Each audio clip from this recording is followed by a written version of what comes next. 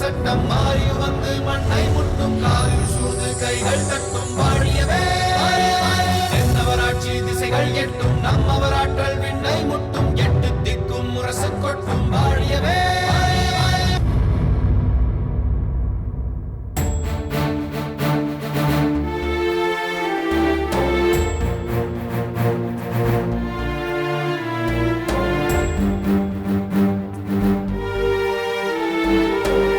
வாழ்க இளவரசர்.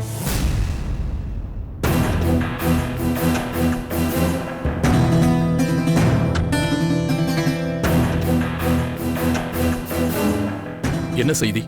இதோ இவன் வேளிர்குடி வீரன், இருங்கோவேளின் தங்கை தாமரையுடன் வந்திருந்தவன். நானும் இவன் வரும்போது கவனித்தேன். ஆம், இவனை ஏன் இப்படி கொண்டு வந்திருக்கிறீர்கள்? இவனுடைய செயல்கள் இங்கு ஏதோ உள்நோக்கத்தோடு வந்திருக்கிறானோ என்று நினைக்கும்படி இருந்தது. சம்பந்தமில்லாத இடங்களுக்கெல்லாம் வந்து போகிறானே என்ற சந்தேகமும் எழுந்தது. இருப்பினும் வேளிர்குல இளவரசியோடு வந்திருக்கிறானே என்று பொறுமையாக இருந்தேன். மேலே சொல். நேற்றைய தினம் மாமன்னரே என்னை தனியாக அழைத்து இந்த வேளிர்குல வீரனின் செயல்களை கண்காணிக்கும்படி கூறினார். ஓ, மாமன்னரே ஒருவரை சந்தேகித்தார் என்றால் நிச்சயம் அது சரியாகத்தான் இருக்கும். அப்படி இவனை கண்காணித்ததில் ஏதேனும் தெரிந்ததா? தெரிந்தது இளவரசே. இவன் சிறையில் இருக்கும் காரிக்கண்ணனாரை தேடிச் சென்று ரகசியமாக சந்தித்தான். பாதாள சிறையில் இருக்கும் அவரது இருப்பிடத்திற்கு இவன் எப்படி சென்றான் என்பது எங்களுக்கே வியப்பாக இருக்கிறது. ஓ, அந்த அளவிற்கு ரகசிய பாதைகளை கண்டுபிடிக்கும் உளவாளி என்று சொல்லுங்கள். உண்மைதான் இளவரசே.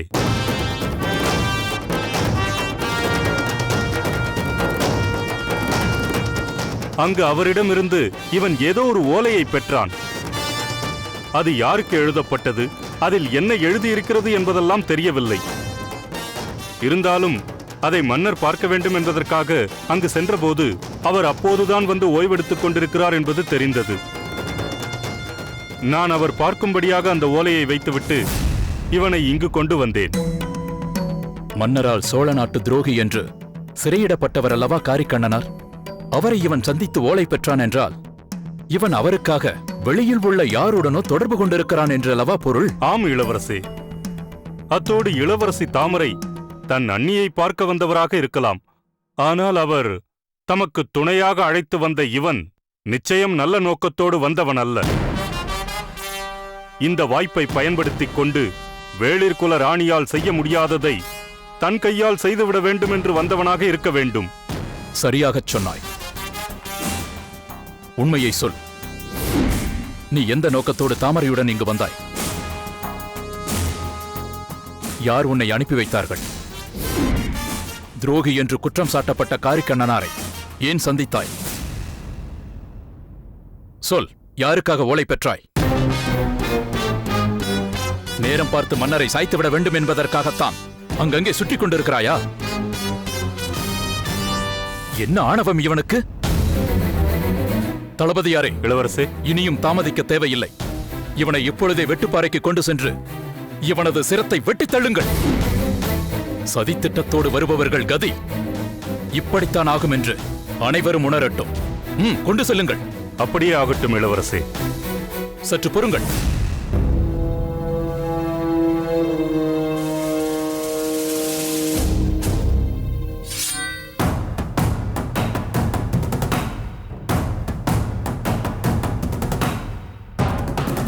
இப்போது கொண்டு செல்லுங்கள்.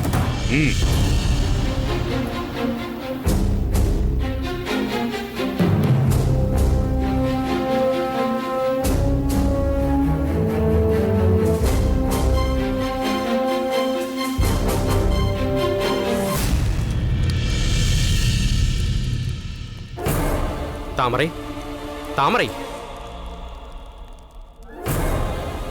அமைச்சர் பெருமானே, ஏன் இந்த பதட்டம்? உன்னை பார்க்கத்தானம்மா ஓடோடி வருகிறேன். என்னவாயிற்று? உன்னுடன் வந்த வேளிர் வீரனின் நிலை பற்றி உனக்கு எதுவும் தெரியுமா? அவருக்கு என்ன நேர்ந்தது? அரசருக்கு விரோதமாக செயல்பட்டான் என்று வெட்டுப்பாறையில் பலி கொடுக்க அவனை கொண்டு செல்கிறார்கள். யார் இப்படி தண்டனை வழங்கியது? இளவரசர் கிள்ளிவளவர். ஐயோ, அவர் யார் என்று தெரிந்தால் இப்படி செய்திருக்க மாட்டார்கள். உடனே தடுத்து நிறுத்த வேண்டுமே. இளவரசரின் கட்டளையை மீறி நானும் எதுவும் செய்ய முடியாதம்மா. இனி இதை தடுப்பதென்றால் மாமன்னர் ஒருவரால் மட்டுமே முடியும். தாங்களுடன் வரலாம் அல்லவா? இளவரசரின் ஆணையில் நான் தலையிட்டேன் என்று தெரிந்தால் எனக்கு சங்கடம் நேரும். நீ சீக்கிரம் போ. உடனடியாக தடுத்து நிறுத்தாவிட்டால் அந்த வேளிர் வீரனின் தலை வெட்டி துண்டாடப்படும். சீக்கிரம் போ. கொலை களத்திற்கு கொண்டு சென்று விட்டார்களா? இப்போதுதான் கொண்டு சென்றார்கள். நீ உடனே சென்று மன்னரை பார். மன்னர் இப்போது எங்க இருக்கிறார்? தமது அந்தப்புறத்தில் இருக்கிறார். நீ தாமதிக்கும் ஒவ்வொரு கணமும் அந்த வேளிர் வீரனின் உயிருக்கு ஆபத்து. உடனே போ.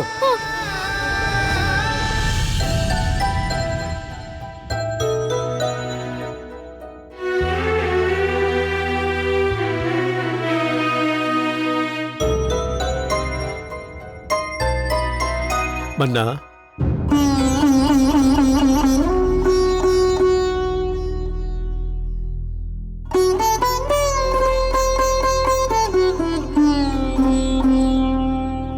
புலவர் பெருமானே, என் ஆருயிர் நண்பரே, என்னை மன்னித்து விடுங்கள். மன்னா, நானோ எளிய புலவன், தாங்களோ இந்த சோழ மண்டலத்தையே ஆளும் பேரரசர்.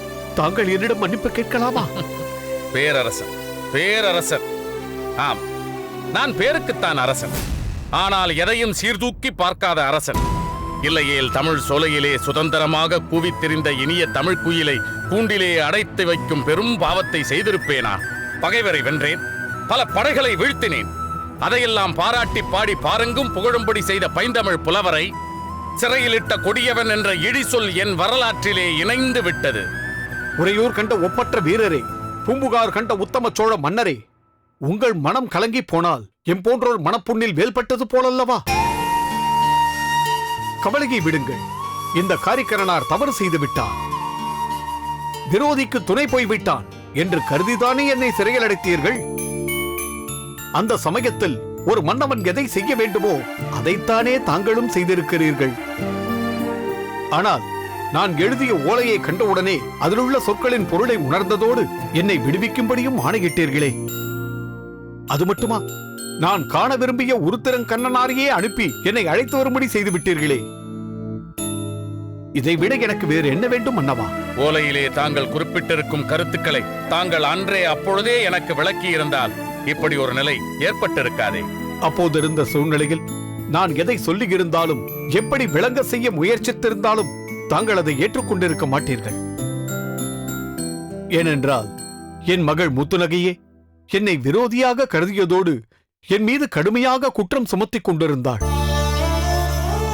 நான் என் மீது நம்பிக்கை கொண்டு என்னை காண வந்த யவனக்கிழவரை காப்பாற்ற வேண்டிய கட்டாயத்தில் இருந்தேன்.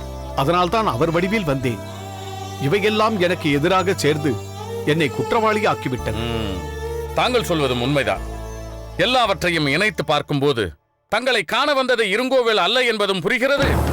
அவனது முத்திரை பதித்த பதக்கம் வந்தவரிடம் இருந்திருக்கிறது என்பதும் தெளிவாக புரிகிறது. ஆனால் ஏட்டிலே தங்கள் நிலையைத்தான் எழுதியிருக்கிறீர்களே தவிர யவனக்கிழவரை பற்றி எதுவும் குறிப்பிடவில்லையே. அவர் யார் என்பதை இப்பொழுதாவது சொல்லலாம் அல்லவா? மன்னவா, அவர்... தந்தையே, அந்த வேளிர் குல வீரன் ஏதோ ஒரு ஓலையை கொண்டு வந்தானாமே, அந்த ஓலை காரிக்கண்ணனாரா? தந்தையே, இவரிடமிருந்துதானே அவன் அந்த ஓலையை பெற்றுக்கொண்டு வந்ததாக அந்த வீரர்கள் சொன்னார்கள். உண்மைதான். அதனால் என்ன? அரசே,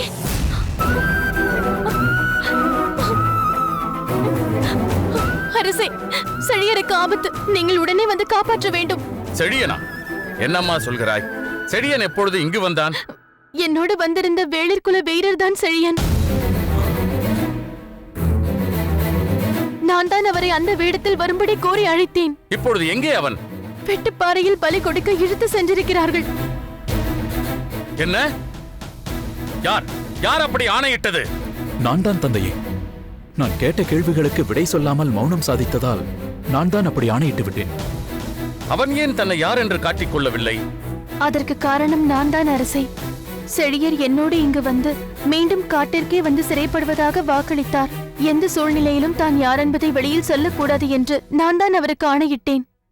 அதனால் தான் அவர் சொல்லவில்லை. மன்னவா, நிலைமை மீறுவதற்குள் முதலில் சென்று அந்த விபரீதம் நடக்காமல் செழியனை காப்பாற்ற வேண்டும். அதுதான் சரி. பாருங்கள், உடனடியாக செல்வோம்.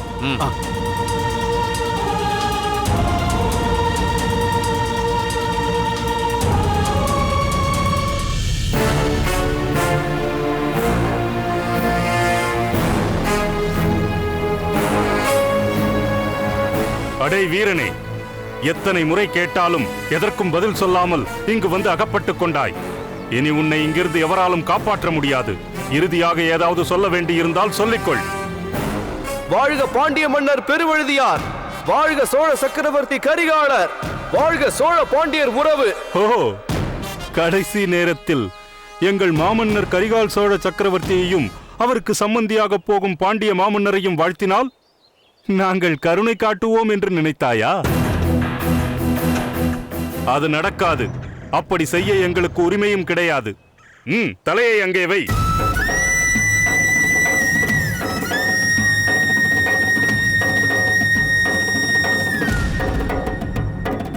இவன் தலையை வெட்டி தூக்கி எறி.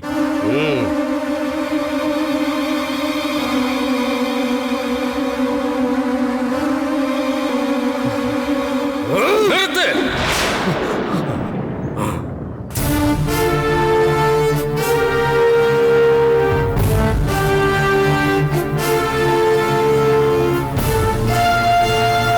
வாழ்க மாமன்னர்.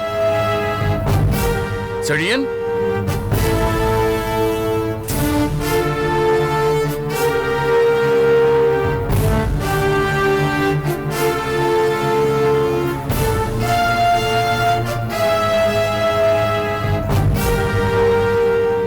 ஏன் இப்படி செய்தாய் தாமரை? தங்கள் உயிருக்கே ஆபத்து என்ற நிலை வந்த பிறகு நான் எப்படி சொல்லாமல் இருக்க முடியும்? நானே எல்லாவற்றையும் சொல்லிவிட்டேன். என்னை மன்னித்து விடுங்கள் மன்னா. எழுந்திரு செழியா, எழுந்திரு. இல்லை இல்லை, உன்னை மன்னிக்கும் அளவிற்கு நீ எந்த தவறும் செய்யவில்லை. அதற்கு மாறாக இருபெரும் பேரரசர்களுக்கு பெரும் அறைகூவலாக இருந்த பிரச்சனையை இப்பொழுது நீ எளிதாக தீர்த்து வைத்து விட்டாய். செழியா, வேளிர் வீரனாக நினைத்து நான் உனக்கு தண்டனை விதித்த போது நான் தான் செழியன் என்று ஒரு வார்த்தை சொல்லி இருக்க கூடாதா? இன்று இங்கு சற்று தாமதித்திருந்தாலும் நாங்கள் தீராத பழிக்கு ஆளாக நேர்ந்திருக்குமே. நான் என்ன செய்வது இளவரசே? எந்த நிலையிலும் நானாக என்னை வெளிப்படுத்திக் கொள்ள மாட்டேன் என்று தாமரைக்கு வாக்கு கொடுத்தேன். வாக்கை மீறி இருப்பதை விட ஆவியை இழப்பது மேலல்லவா? சரியாக சொன்னாய் செழியா. தாமரைக்கு தந்த வாக்குறுதிக்காக தன்னையே மாய்த்துக் கொள்ள முனைந்த உன் பண்பை பாராட்டுகின்றேன்.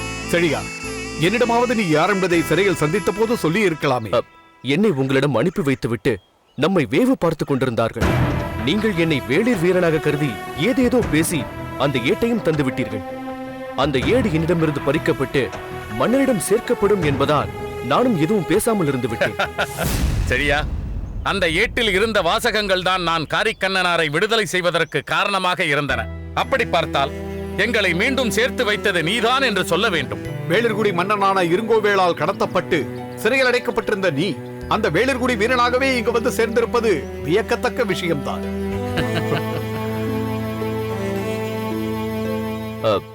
இவர் புலவர் கடியலூர் உருத்திரங்கண்ணனார். ஓ, பட்டினப்பாலை அரங்கேற்றிய புலவர் பெருமானா? நமது மாமன்னரை பற்றி திருமாவளவன் தெவ்வர் கோச்சிய வேலினும் வெய்ய காணம் அவன் கோலினும் தண்ணிய தடமன் தோளே என்று பாடிய அந்த புலவர் பெருமானா? ஆஹா, இதென்ன ஆச்சரியம்! பாடல் அரங்கேற்றத்தின் போது இவர் அங்கு இருந்திருக்க வாய்ப்பே இல்லை. பிறகு எப்படி தாய்ப்பான அந்த வரிகளை கூறுகிறார்? செழியன் மிகுந்த இலக்கிய ஈடுபாடு கொண்டவன். பாண்டிய நாட்டிலிருந்து நமது அரண்மனைக்கு வந்த முதல் நாள் 3 தமிழ் சங்கங்களை பற்றி இவன் பேசியதை கேட்டு நானும் காரிக்கண்ணனாருமே வியந்து போனோம். அன்றுதான் நாங்கள் இவருடைய தமிழ் புலமையை அறிந்தோம். மன்னவரின் உயிரை காப்பாற்றியதற்காக இருங்கோவேளின் தளபதி வில்லவனோடு போரிட்டு வென்றபோது இவரது வீரத்தை அறிந்தோம். என் மகள் முத்துநகை இவருக்கு எங்கள் இல்லத்தில் வைத்து சிகிச்சை அளித்த போது இவரது உயர்ந்த பண்பை அறிந்து என்னிடம் வியந்து பாராட்டியிருக்கிறார். மன்னவா, என்னை பாராட்டுவதை விட்டுவிட்டு இனி தாங்கள் அடுத்து என்ன செய்ய வேண்டும் என்பதை பற்றி யோசிக்க வேண்டும் அல்லவா? இனி யோசிப்பதற்கு ஒன்றுமே இல்லை. உன் பொருட்டுத்தான் இன்று வரை பொறுத்துக் கொண்டிருந்தேன். இனி அந்த இருங்கோவேள் எங்கிருக்கிறான் என்பதை கண்டுபிடித்து சண்டையா சமாதானமா என்பதை தீர்மானிக்க வேண்டியதுதான். இருங்கோவேளை எங்கேயே வைத்துக் கொண்டு எங்கு போய் தேடப் போகிறீர்கள் மன்னா? என்ன சொல்கிறீர்கள்? அந்த கயவன் இங்கேயா இருக்கிறான்? ஆமாம் மன்னவா, வளவன் தான் இருங்கோவேள். இல்லை இல்லை, அது எப்படி இருக்க முடியும்? அவன்தானே பெருந்தேவி எறிந்த கட்டாரியை என் மீது பாயாமல் தடுத்தான். அதன் மூலம் அவனுக்கு ஏதேனும் நேர்ந்துவிடும் என்பதாலும் மனைவியை அனுப்பி மன்னனை கொல்ல முயன்றான் என்ற பழிசொல் தனக்கு ஏற்பட்டுவிடக் கூடாது என்பதற்காகத்தான் அப்படி செய்தான். இப்பொழுதும் எப்படியாவது தங்களை கொல்ல வேண்டும் என்றுதான் முனைந்து கொண்டிருக்கிறான். தற்போது அது முடியாது என்ற காரணத்தால் விஜயபூபதியோடு தப்பித்துச் செல்ல திட்டமிட்டிருக்கிறான். என்ன?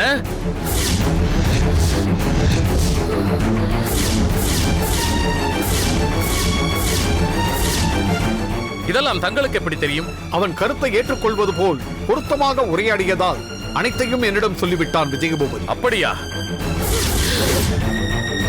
தாமரையை சீக்கிரம் அனுப்ப வேண்டும் என்று அவன் ஏன் முயற்சி செய்தான் என்பது இப்பொழுதுதான் புரிகிறது.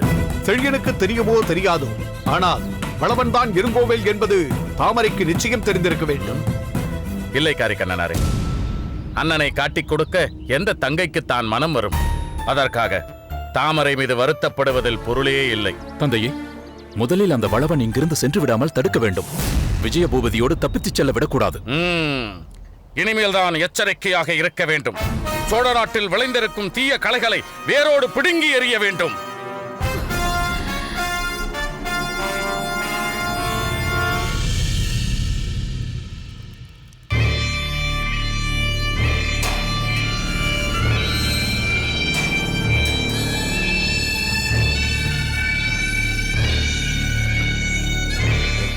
நண்பா, விஜயபூபதி. நண்பா, நீயா? என்ன நண்பா, உறங்கி விட்டாயா? உறக்கமா? என்று இங்கு வந்தேனோ அன்று முதல் எனக்கு உறக்கம் என்பது ஏது நண்பா? கவலைப்படாதே, இன்று இரவே தப்பித்துச் செல்ல எல்லா ஏற்பாடுகளையும் செய்து விட்டேன். நம் இருப்பிடத்திற்கு சென்றவுடன் நீ நன்றாக உறங்கலாம். அப்பொழுது மட்டும் எனக்கு உறக்கம் எப்படி வரும்? அதற்கு பிறகுதானே நமக்கு பணிகள் அதிகம். ஆங்காங்கே இருக்கும் படைகளை திரட்டி முழு வலிமையுடன் கரிகாலனை எதிர்கொள்ள வேண்டாமா? ஆம், அப்படித்தான் செய்ய வேண்டும். அதற்கு நாம் முதலில் இங்கிருந்து தப்பிக்க வேண்டும் அல்லவா? அதற்கான வழிமுறைகளை உன் மனைவி மங்கம்மாவின் துணையோடு செய்துவிட்டேன். ஆங்காங்கே இருந்து நம்மை அழைத்துச் செல்ல எனது ஆட்களையும் நான் நியமித்து விட்டேன். இங்கு நாம் ஏதும் செய்ய முடியாமல் போனால் என்ன? போர்க்களத்தில் நேருக்கு நேர் நின்று அந்த கரிகாலனை பழி வாங்குவோம். நாம் இப்பொழுதே புறப்பட்டு செல்வோம். நீ அந்த காரிக்கண்ணனார் புலவரை பற்றி ஏதோ சொன்னாயே, அவரும் நம்முடன் வருகிறாரா? இல்லை நண்பா, சற்று நேரத்திற்கு முன்புதான் அவரை இங்கிருந்து விடுவித்து அழைத்துச் சென்றார்கள். இது எப்படி நடந்தது என்றே எனக்கு புரியவில்லை. பிரபு, அந்த காரிக்கண்ணனார் இப்போது தங்களுக்கு வினையாக மாறிவிட்டார்.